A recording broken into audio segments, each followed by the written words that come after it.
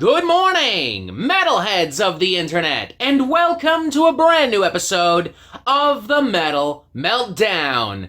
Today we are talking about the latest studio album from Crimson Shadows entitled Whispers of War. This is the third full-length studio album and the first in nearly 11 years from this epic Canadian melodic death metal, power metal, heavy metal fusion crew hailing from my home city of Toronto, Ontario, to be super duper exact. In fact, I remember way back in the day seeing Crimson Shadows live at the famous El Macombo Theater here in Toronto with Battlecross. I got really drunk. A friend of mine fell asleep, not because the show was boring, but because he was also really drunk. I think it was like January, February 2014. I remember I was in my first year of college. I remember it was really cold also. And I remember also buying a couple CDs. I had the Black Sails of Destiny EP, I think it was called,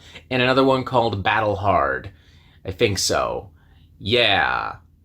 Anyways, me and Crimson Shadows go way back. I've always seen them as a combination of like the epic, mighty, muscular, heavy on bravado and fantasy kind of death metal of a band like Amon Amarth, with some of the more fast-paced pyrotechnics and dynamics of a band like Dragon Force. And like years later, that still feels like something kind of new and cool and unique.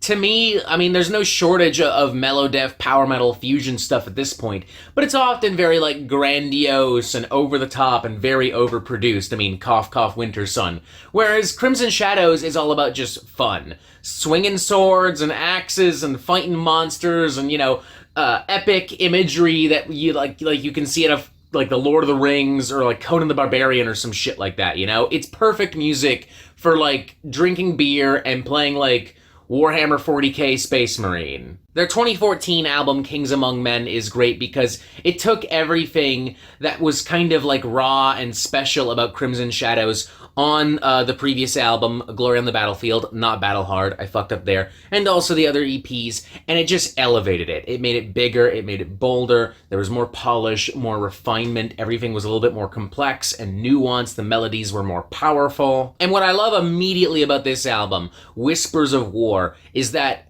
well over 11 years later, well over an entire decade, an entire period of life where so much has happened, it really feels like no time has passed at all for Crimson Shadows. I feel like this could have been released alongside Whispers of War. Not like a year or two later or even a couple of months later, but like side by side, double album Use Your Illusion style. I mean, the speed, the ferocity, the musicianship, the production, it's all still there. It's all still great. It is on par, and I would argue maybe in some ways better than the aforementioned Kings Among Men. It just flat out kicks ass consistently. This is one of those rare reviews where I'm not going to bore you with like, all the technical details and like, look at how oh wow, that was very avant-garde of them, We're not going to get too artsy-fartsy about it. We're not going to get too stupid about it.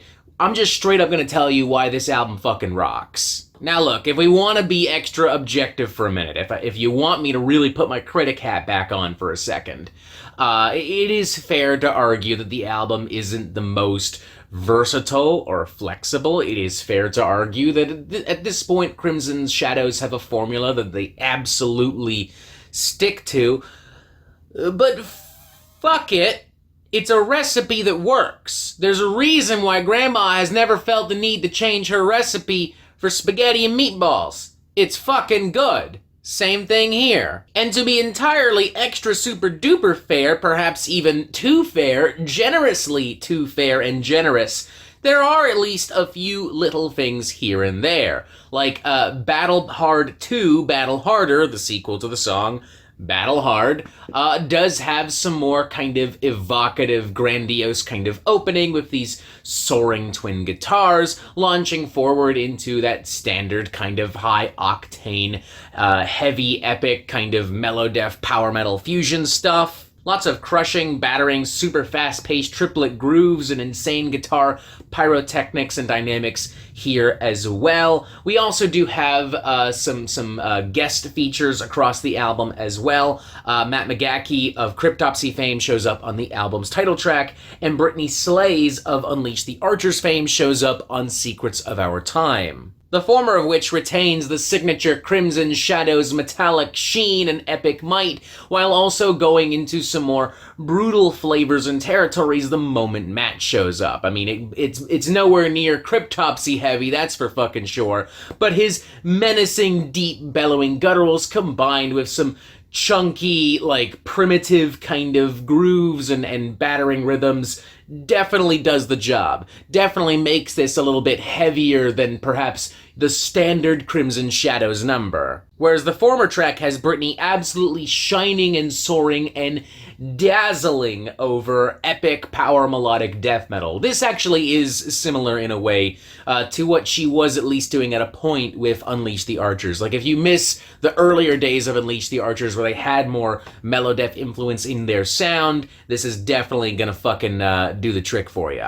Beyond that, it's business as usual, but that's okay, because business is good. Dawn of an Age starts us off on a thunderous note, wasting absolutely no time getting into powerful, mighty, battle-ready metal tunage. Love that kind of like gang vocal refrain near the end, love some of the galloping guitars all throughout as well, and all the super fast-paced guitar soloing. And cuts like Guardians, The Legacy of Steel, Embrace the Fire, Defenders of the Crown, they all do a great job at maintaining this momentum and continuously building up all of this hype, getting you pumped up, all leading up to the album's massive closing number, Rise of the Fallen Soul. I think that Crimson Shadows being so confident and giving it 110% and just constantly putting out hype, big, crazy shit and never letting up, I think that's part of why there's never really a moment where I stop to go, oh man, kinda getting, a little one-dimensional here and there, playing things kind of safe here, feeling a little meat and potatoes. Like, I never have the time to stop and think that, because I'm just constantly having fun. And unlike the aforementioned Amon Amarth and Dragon Force, who, again, I would argue this band is basically a combination of, the music never reaches a point where it's so big and so absorbed in its own antics, and it's so over the top that it gets to be, like, corny or like cheesy or tacky or feel kind of like cringy to me. Like, it never devolves into just like, we are Vikings, bum bum bum bum bum bum. And it also never turns into just like over the top guitar orgasms with like video game references, you know? Like, it's still epic and it's focused and it's cohesive and it's fun. The only other thing I can think of to say is I'd like to hear a little bit more bass. I don't really feel like I'm feeling much bass, but I mean, that's kind of normal for a lot of like extreme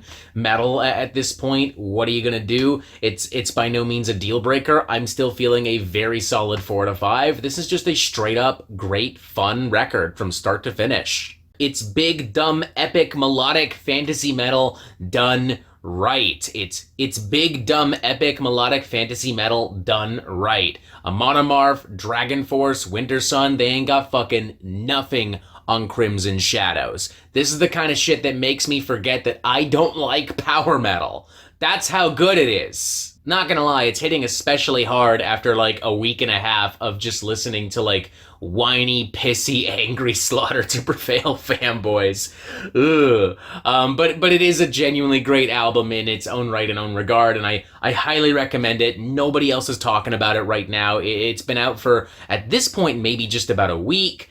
Please go listen to it. I want to hear more from Crimson Shadows. I want to see them do more. I don't want to wait 11 years for more badass fucking tunage, although if I have to, at least I know that they're going to pick up exactly where they left off. Once again, very solid 4 to 5, great record, check it out. And that is it for the Metal Meltdown. I am not an expert, nor do I claim to be, contrary to very popular belief. So what do you think? Do you like this record? Do you not like this record? And what do you want to hear from me next? And thank you for watching. Make sure you press subscribe right here so you get updates on the Metal Meltdown fucking immediately.